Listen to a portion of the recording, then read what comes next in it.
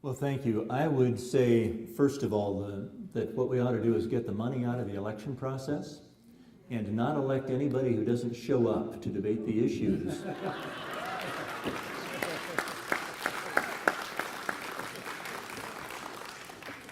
Because the person who didn't show up is financed by outside interests, and those outside interests do represent and speak for the great 1% that now holds so much of the wealth of this country and so much of its opportunity.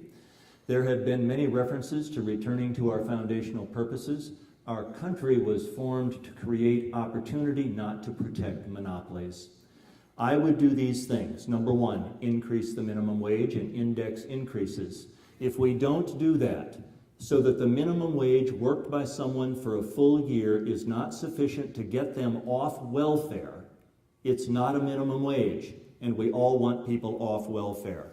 Number two, I would close huge, gaping loopholes in the federal tax law that expatriate jobs. I'll mention a couple. The carried interest deduction for the hedge funds investing overseas, the limitless deduction for stock bonuses.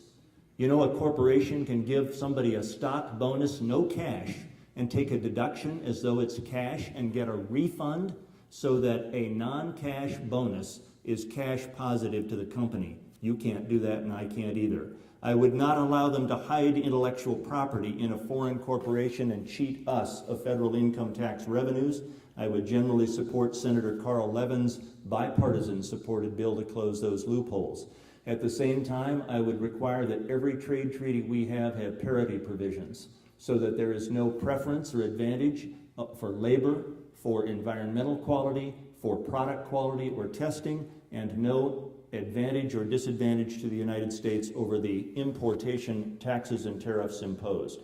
I would invigorate local hiring requirements for infrastructure, construction, and reconstruction. That would invigorate American, Nebraskan, and local employment.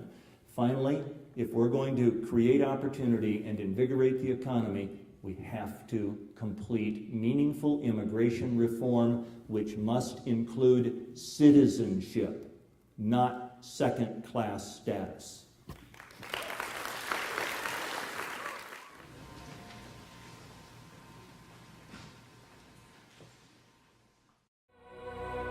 I'm Dave Domina. I approve this message.